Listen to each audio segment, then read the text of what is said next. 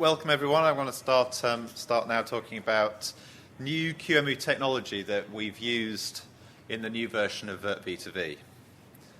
So I guess I'm just going to very quickly tell you what is virt-v2v for people who have absolutely no idea. Now, virt-v2v, as you can see, it's running now. It's just a little command line tool. In theory, in this command line, I'm converting a Windows guest. In fact, I'm cheating here. This isn't a real Windows guest. We obviously are able to convert real Windows guests, but they're huge, and my laptop's not that powerful. We have this test suite, which converts hundreds of Windows guests, but the test suite itself is like 100 gigabytes compressed, and I couldn't bring it with me. So this is just converting a test image that we have, which looks enough like Windows to trick v2v into thinking it's Windows and actually doing the conversion. So it's done the conversion. It's installed virto drivers. As you can see, it's a command line tool. Runs like this, and you can run it on your own machine. It doesn't have any particularly large requirements. I don't work out how to scroll that. So what's virt-v2v? Virt-v2v takes guests from what we call foreign hypervisors. That's VMware, that's Xen, that's Hyper-V. Also physical machines, that's the P2V process, and it converts them to run on KVM. It only converts things to run on KVM. It doesn't do conversions in the other direction, and it only supports some types of guests, which we can talk about soon. What's the difficult part about this? Why can't you just take a VMware virtual machine, copy the bits over and run it on QEMU? Why can't you take a physical machine, copy the disk over and run it on QEMU or KVM? Well, the difficult bit is that typical guests and typical physical machines are using all kinds of devices, like their block device, their network device, their display, other devices, which QEMU can't emulate directly. So here we've got a physical machine on the left. It's, for the purpose of the imaginary scenario here, it's got an HP Smart Array RAID controller. It's got some Intel Ethernet card that QEMU can't emulate either. It actually has to boot from the HP Smart Array controller, so you can't just copy the bits across and expect it to boot on KVM, because KVM doesn't emulate an HP Smart Array controller. So how's it going to boot? The other thing, of course, we might want to do is so we have to go in there and convert the bootloader, the Windows Critical Device database. We might have to recreate the init ramfs. If it's a Xen guest, it might be a PV guest, so we have to actually change the kernel, because PV kernels don't boot on KVM at all. And not only do we have to change the block device so it can boot and change the bootloader and stuff, we might even want to install better drivers. And of course, on QEMU and KVM, that means virt-io. So we're not just saying this guest supports, say, IDE, so we're going to do the bare minimum. But if we can, we actually want to install virt-io block as a replacement for IDE. We might want to install virt-io net because it's faster than emulated Ethernet, and we might want to use QXL, even though the guest can probably just boot with just VGA. So that's the hard part of this. There's also another component to virt-v2v. It's called virt-p2v. This is a physical CD. We give customers a physical CD. They shut down their physical machine. They boot with the physical CD. It has a small environment on it, which just has this little program called virt-p2v that runs. And the virt-p2v, I've just shown you a couple of screenshots here of what virt-p2v actually looks like when it runs. It connects through to a virt-v2v conversion server, and the conversion process is basically the same.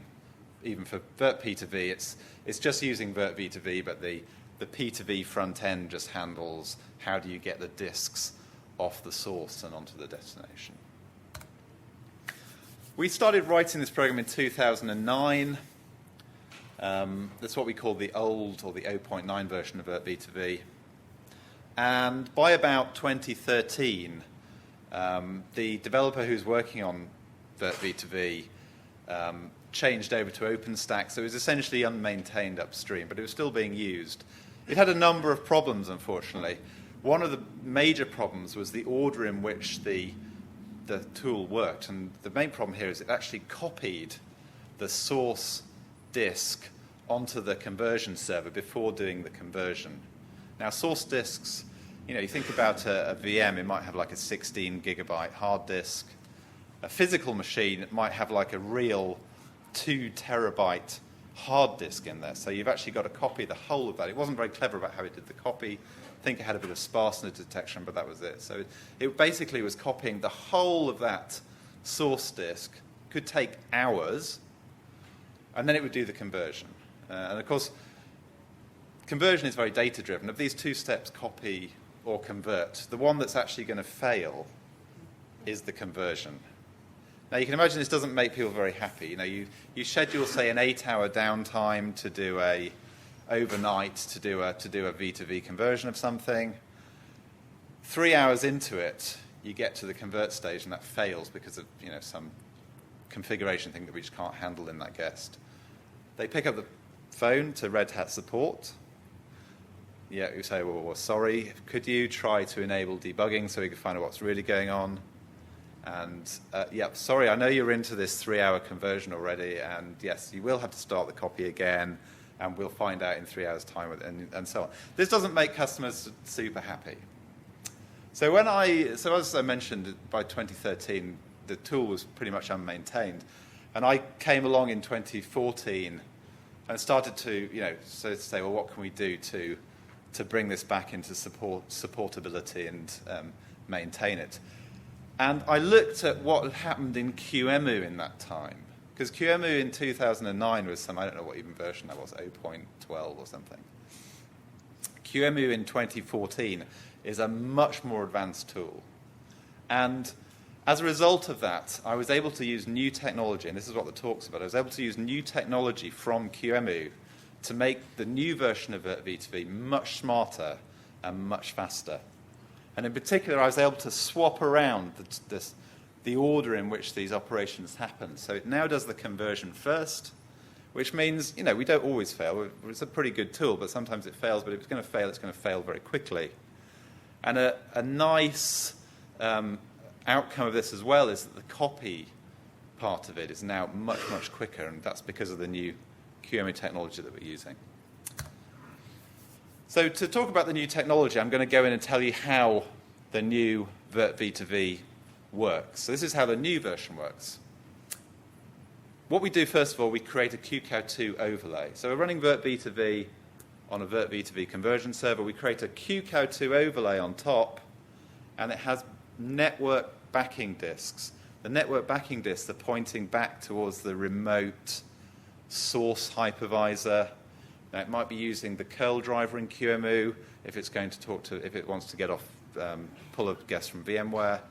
Might be talking over the SSH driver if it's going to pull a guest from Xen. Might be talking over MBD if it's going to pull a guest from the virt-p2v little physical CD that we're running. And we're using also this great feature, actually, that I think, did you write this, Matt? The JSON, whoever wrote this, is a brilliant feature.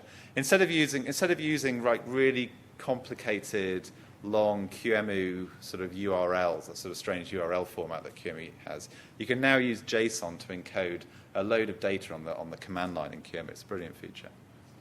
Of course, we can also pull files from the local disk. So once we've created the overlay, what do we do? Next step, we do the conversion. So the conversion involves reading the Windows registry, reading the bootloader, reading the kernel configuration of the guest, and making changes. So we're making changes, we're doing writes, and the writes are all going into this overlay.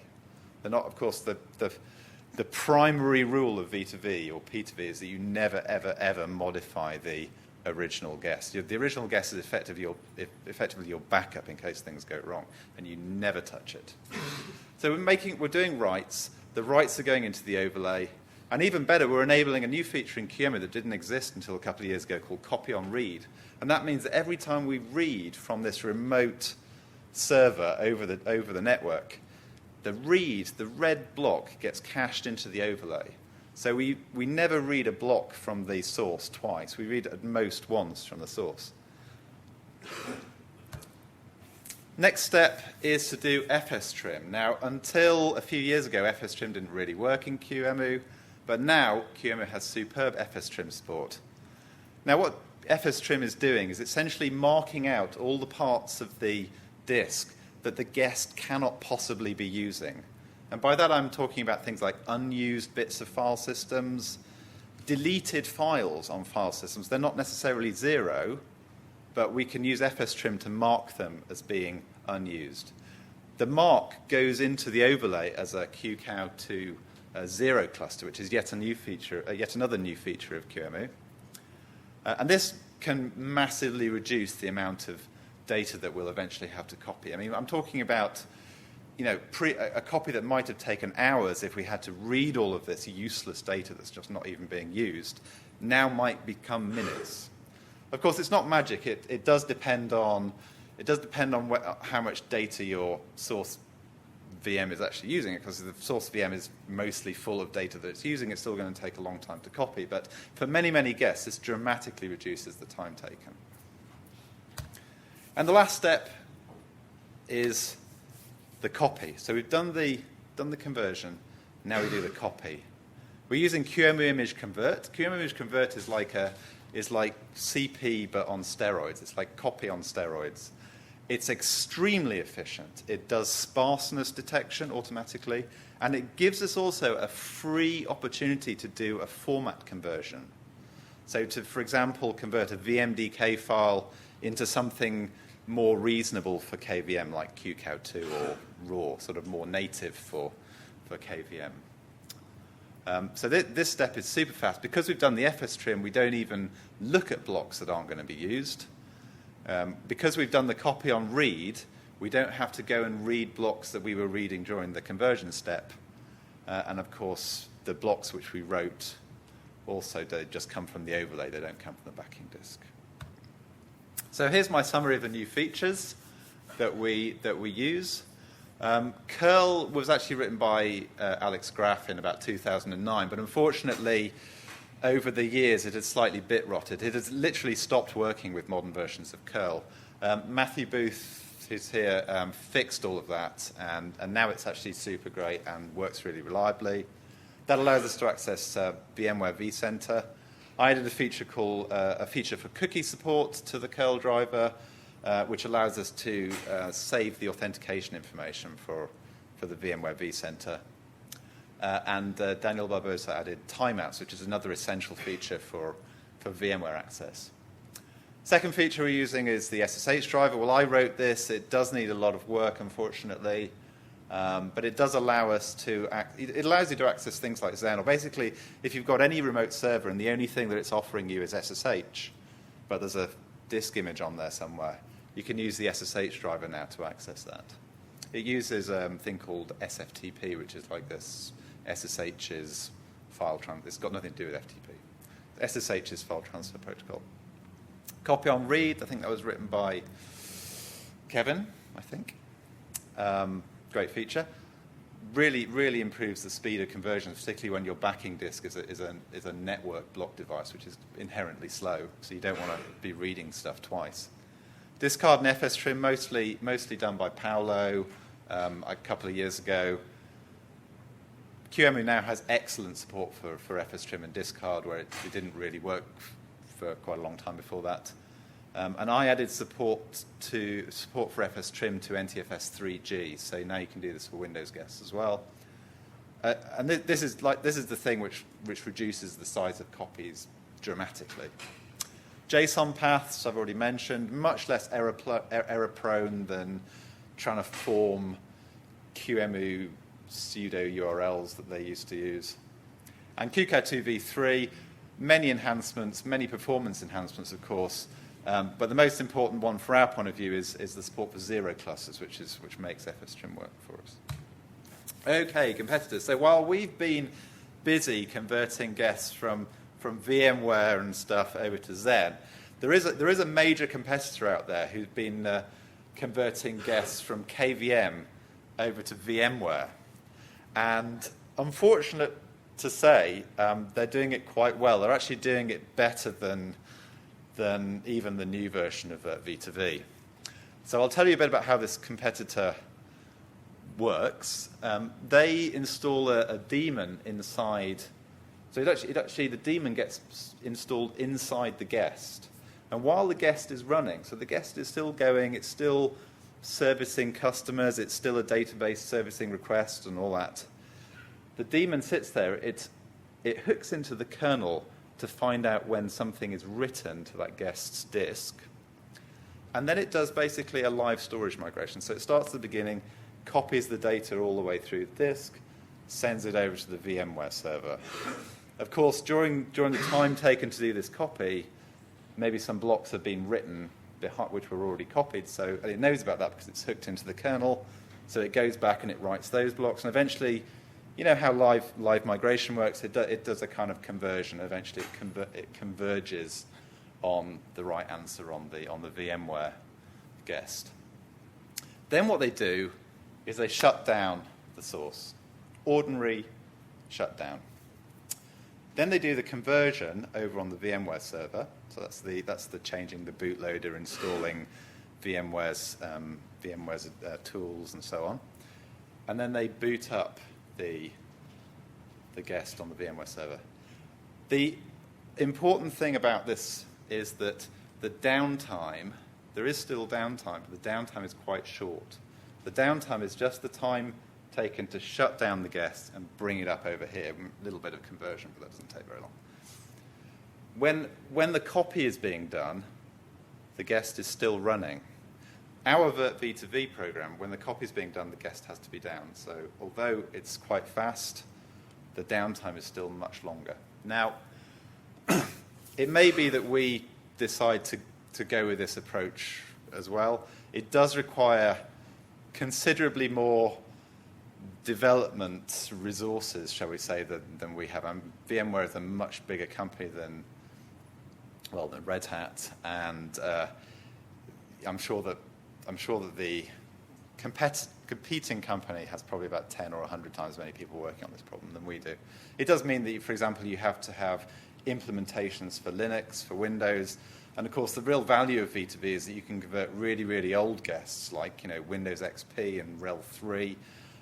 So you need to make sure that all of this stuff with the going into the kernel and finding blocks, and make sure that works all the way back to Windows XP. And just a minute, and nearly finished. So make sure that goes all the way back and works all the way back. So it does require a considerable amount of development effort to do that. It's also possible that we can do something hybrid. Roman, your colleague, has got these v2v in place patches, which we could use in this scenario, but it still requires the daemon. Anyway, that's enough to say about that. This is my final slide. virt-v2v and virt-p2v, of course, all open source, obviously. You can download the source from libguestfs.org. We've got some quite detailed... Yeah, oh dear. My apologies for that.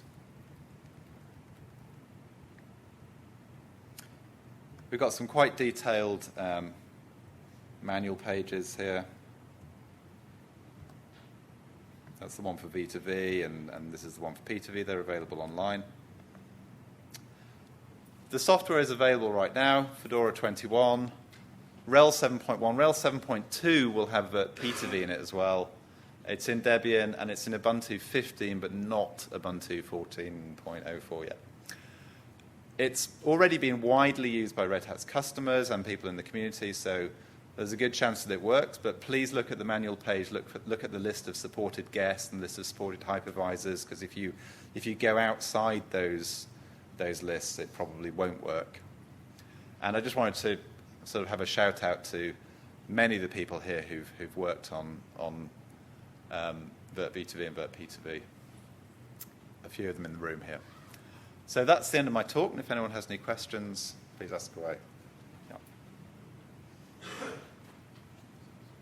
I think that you do not need daemon at all in order to transfer a VMware guest in semi-live mode, as you propose, because VMware has an API which is public for incremental backups. You could start a backup, perform transfer, and after that collect the bitmap of changed blocks and perform transfer in iterative manner. So that's correct for virtual machines, but for physical machines, Yes. can't be done. Also, of course, we want to support other hypervisors. So the idea is we'd use this from VMware to KVM, but VMware might not support this API. I think you really do need a daemon in the guest. It's easier for Windows because Windows has this VSS thing which actually just lets you make snapshots. Next question. Yes, I just heard of this technology like half hour ago, so forgive me if my question is naive. Looking through documentation, it said basically virt-v2v will install a virtual block driver first into the image? No, it will, if it needs to, it will install a virt-io driver. Yeah, my question is, what kind of block driver install? Is it virtual block or virtual SCSI? It's actually virt-io block. That's for kind of historical reasons. We probably will move to virt-io SCSI at some point in the future. I think for Windows, yeah. So in both cases, it's actually virt-io block, but we probably would use virt-io SCSI soon. And we would have if virt-io SCSI had existed when we started this whole thing, then we would have just used that and not used virt-io block. The second question, when you say install the virtual block driver, did you mean the Windows slipstream the driver, or like you actually mess around like a disk by yourself? I didn't quite catch the question, but it is the Windows. It's like the virt-io Win driver that Red Hat developed. I see. My question actually is, what kind of mechanism you use to install the driver? What method? Yeah, what mechanism? So we use we use libguestfs to make file changes to the guests, and we use a library called HiveX, which is a library for making modifications to the Windows registry, and we use that to update the critical device database. Once the guest has booted the first time, it then reinstalls its. This is for Windows. It reinstalls its drivers properly in the actual parts of the registry for the device database. Okay, last question. So is the set of driver, can we reconfigure set of driver to be installed? Let's say if I have a different set of driver, not from Red Hat, but... yeah, I mean, if you say the Ubuntu drivers, maybe, yeah. Well, anyway, yeah, but yes, you can. What you do is you give it an ISO containing the Windows drivers, and it picks the drivers out of that. Gotcha. Now, it may be that those drivers aren't in the right places on the ISO, but we can patch the code to fix that. That wouldn't be a problem. Does virt-v2v can be run on a virtual machine rather than on a physical machine? Yeah, in fact, it's recommended really that you just run it on a VM. Okay, gotcha. Thank you. Okay. Just a small question. Is it supporting sparse file or thin images? Yeah. So, and it also is very careful to preserve sparseness. So there's two modes actually. There's the default mode is to preserve sparseness and actually to create sparseness. So if there are empty blocks, it actually creates sparseness for you. But there is a mode where you can pre-allocate. So you can say, I want to actually pre-allocate a file, and it does that. A side note about Linux. Actually, we have patches which provides CBT changed block tracker for generic block device in Linux. We will send upstream very soon. Its work is performed by Dmitry Monarov. Okay, so that's great. And now make that supported on RHEV 3, and we'll be there. Can you please talk a bit about multi-disk virtual machines, whether it fails early or scans all the disks first, the other different types of disks? Yeah, so it just works with multi-disk VMs, so there's not really a issue there. Will it identify the failure fast or will it... Yep, it does. Yeah, it does that. If you have a multi-disk VM or a multi-disk, multi-hard disk physical machine, that should just work. And if it doesn't just work, it's a bug, and we should fix it. So the only thing I'm aware of that we don't support in RHEL is LDM, which is Windows LDM. What's it stand for? Logical. It's like Windows version of LVM. So we have that upstream, and we support it upstream. It's just that we don't support it in RHEL for reasons that are silly, really. We should just support it in RHEL, but we don't. But yeah, we support multi-disk, LVM, RAID, all that stuff. All good. All right, well, thanks for listening.